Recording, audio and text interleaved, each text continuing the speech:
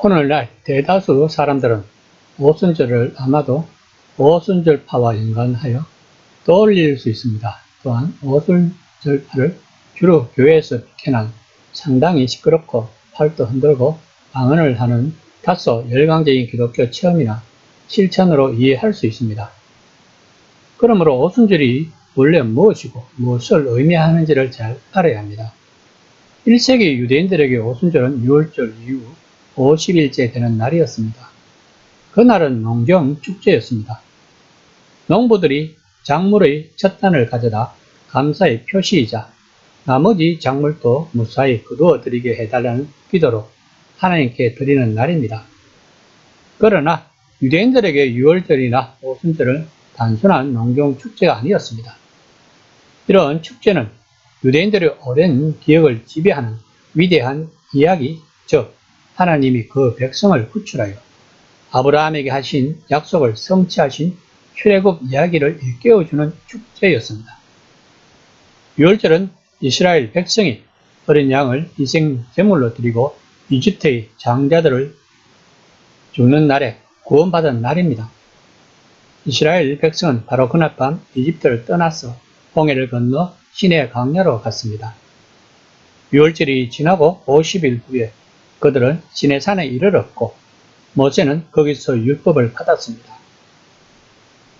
50일째를 의미하는 오순절은 단순히 추수가 시작되었음을 알리는 첫 달, 첫 열매와 관련된 것이 아닙니다. 오순절은 하나님이 구속하신 자기 백성에게 앞으로 하나님의 목적을 실행하기 위해 따라야 하는 삶의 방식을 지시하신 날입니다. 누가는 사람들이 오순절의 첫 열매를 사도들이 성령으로 충만해서 예수님과 그분의 부활에 대해 강력하게 증언하고 바로 그 첫날부터 회개하는 사람들을 얻는 이 이야기를 독자들은 앞으로 있을 위대한 추수의 상징으로 하나님께 드리는 첫 작물과도 같은 이야기로 이해할 것으로 바라고 있는 것입니다. 유대인들이 시내산에서 율법을 받은 사건을 자세히 보면 거기서도 어느 정도 대칭 구조를 볼 수 있습니다. 이스라엘 백성이 시내산에 도착하자 모세는 산에 올라가서 율법을 가지고 내려왔습니다. 또한 예수님도 성천하여 하늘로 올라가셨고 돌판에 새긴 율법이 아니라 사람의 마음에 새길 율법의 역동하는 에너지를 가지고 다시 오실 것이라고 누가는 사람들이 이해하기를 바라고 있는 것입니다. 2장 1절 말씀입니다. 오순절 날이 이미 이름에 그들이 다 같이 한 곳에 모였더니 누가는 그들이 한 곳에 함께 있었음을 강조하고 있습니다. 그러므로 성령은 나누기 위해서가 아니라 모으기 위해서 오신 것입니다. 오순절에 성령이 오신 사건은 예수님이 하늘로 성천하신 사건과 밀접한 관계가 있습니다.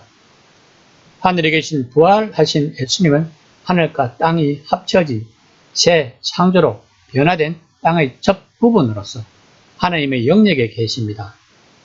이 땅에 부어진 성령은 하늘 그 자체의 순전한 에너지로서 우리의 영역에 계십니다. 따라서 성령이라는 선물은 예수님이 성천의 직접적 결과입니다.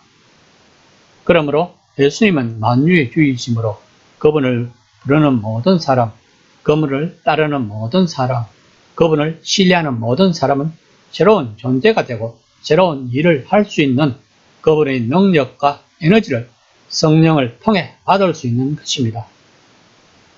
그런데 중요한 것은 성령은 우리를 흩어지는 것을 원하지 않고 예수 안에서 하나가 되는 것을 원하고 있다는 것입니다. 다시 말하면 성령이 충만하면 교회에서 분란이 일어나지 않는다는 것입니다.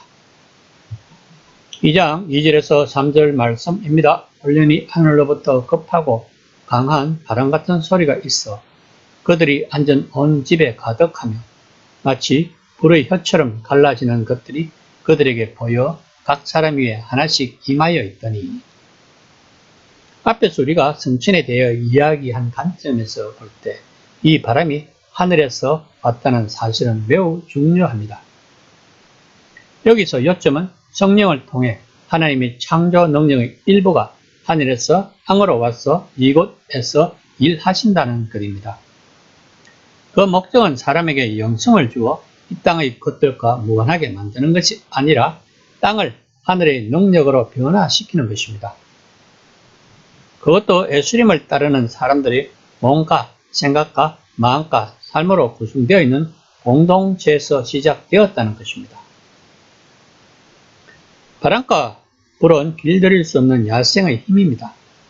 바람이 큰 소리를 내며 세차게 집을 훑고 지나가고 불이 각 사람 위에 머무는 체험은 무서우면서도 짜릿했을 것입니다.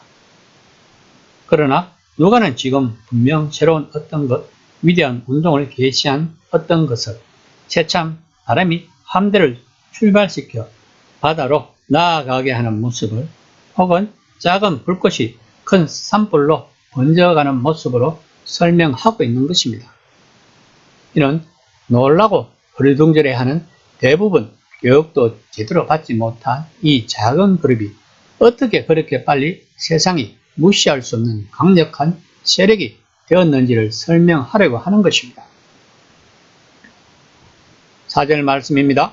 그들이 다 성령의 충만함을 받고 성령이 말하게 하심을 따라 다른 언어들로 말하기로 시작하니라.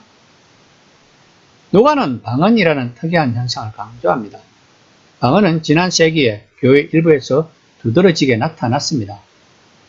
하지만 과거 여러 세대와 교회사의 여러 시기에는 사실상 알려지지 않았던 현상입니다. 그것은 다른 종교에도 있는 것으로 보이고 바울도 그 점을 인식했습니다. 어떤 사람들은 방언을 초기에 있었던 특이한 일이며 다행히 이제 더 이상 필요 없는 것으로 치부하고 무시하려 합니다. 그러나 대개 방언으로 말하는 것과 비슷한 현상은 깊이 묻혀있는 감정을 건드리고 그것을 표현으로 끌어올리는 한 방법입니다. 그것은 찬양, 경축, 비탄 혹은 슬픔이며 기도로 표현되는 긴급한 소망입니다.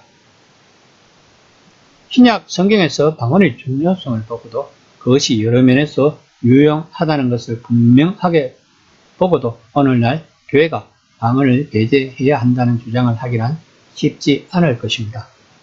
다만 너무 치우치면 안 된다는 것입니다. 그러므로 방언 기도를 해야만 성령의 세례를 받았다고 생각하는 것은 아니라는 것입니다. 어떤 사람들은 사도들이 첫 오순절에 겪었던 것과 놀라운 체험을 하지 못해 자기가 진정 성령 세례를 받았는지를 의심하는가 하면 그런 일을 경험한 것 같은 사람들에게 질투심을 느끼기도 할 수 있습니다. 그러나 우리는 첫째 장에서 본 것처럼 하나님은 신비롭게 움직이시며 각 사람을 다르게 다루신다는 것을 알아야 합니다. 어떤 사람에게는 놀라운 체험을 허락하시는데 이것은 삶을 변화시키는 하나님의 능력이 얼마나 큰지를 직접적으로 알아야 할 만큼 어려운 일을 겪어야 하기 때문일 수도 있다는 것입니다. 쉽게 말하면 얼마나 고집이 셌으면 하나님께로 돌아오라고 사인을 주었지만 그것을 깨닫지 못했다는 것입니다. 이는 필시 고난을 통해 하나님을 체험케 하시는 것입니다. 그러므로 체험을 하지 않고 예수님을 따르는 자들은 은혜 받은 자들인 것입니다. 예수님은 자신의 말씀으로 미뤄볼 때 분명한 사실은 하나님은 사람들에게 성령을 주시기를 간절히 원하시고 우리는 그것을 그저 요청하면 된다는 것입니다. 우리는 성령이 언제 오시고 무엇을 하실지는 아무도 모릅니다. 그러므로 바람과 불에 대비해야 합니다. 하나님께서 자신을 찾는 모든 사람에게 성령을 주실 것을 의심하지 말아야 합니다. 또한 성령께서 이끄시는 삶의 형태나 방향은 그 사람만의 방식으로 하나님께 영광을 돌리는 모습으로 나타나리라는 것도 의심해서는 안 된다는 것입니다. 그러므로 우리들이 구할 것은 성령 충만인 것입니다. 이 시간 나의 기도는 나를 위하여 나의 생사화복을 기도하고 있는지 아니면 하나님을 위하여 성령 충만을 구하는 기도를 하고 있는지를 한번 생각해보는 시간이 되었습니다.